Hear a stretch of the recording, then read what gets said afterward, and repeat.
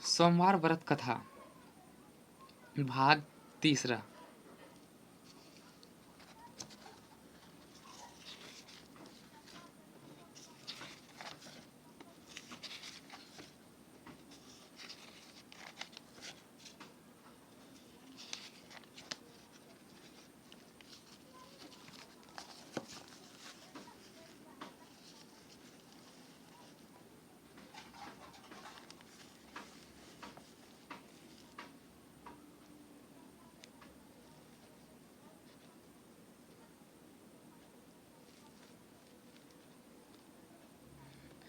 यदि मैं अभी रोना पीटना मचा दूंगा तो यह कार्य अधूरा रह जाएगा। अतः उसने जल्दी से यह का कार्य समाप्त कर ब्राह्मणों को जाने के पश्चात रोना पीटना आरंभ कर दिया। संयोगवश उसी समय शिव पार्वती भी उधर से जा रहे थे।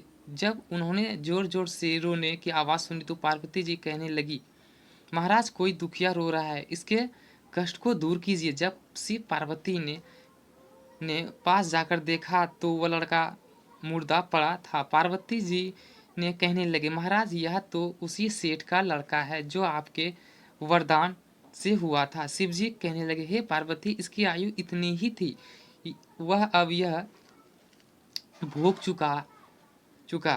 तब पार्वती ने कहा, हे महाराज, इस बालक को और आयु दे नहीं तो इसके माता पिता तड़प तड़प कर मर जाएंगे। पार्वती जी की बार बार आग्रह करने पर शिव जी ने उसको जीवन वरदान दिया और शिव जी महाराज की कृपा से लड़का जीवित हो गया। शिव जी और पार्वती कैलाश पर्वत को चले गए।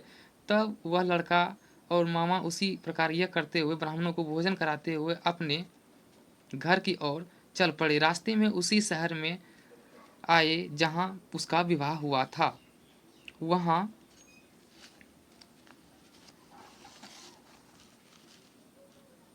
वहाँ पर आकर उन्होंने यज्ञ आरंभ कर दिया तो उस लड़के के ससुर ने उसको पहचान लिया और अपने महल में ले जाकर बड़ी खातिर की। साथ ही बहुत से दास दासियां सहित आदरपूर्वक लड़की और जमाई को विदा किया। जब वह अपने शहर के निकट आई तो मामा ने कहा कि मैं पहले तुम्हारे घर जाकर खबर कर आता हूँ कि जब उस लड़के का मामा घर पहुंचा तो देखा कि लड़के के माता पिता घर की छत पर बैठे हैं और यह प्रण कर रहे कि यदि हमारा पुत्र सुकुशल लौट आएगा तो हम राजी खुशी नीचे आ जाएंगे, नहीं तो छत से गिरकर अपने प्राण खो देंगे। इतने में उस लड़के के मामा ने आकर यह समाचार दिया कि आपका पुत्र आ गया तो उनको विश्वास नहीं आया। तब उसने मामा के शपथ पूर्वक कहा कि आपका पुत्र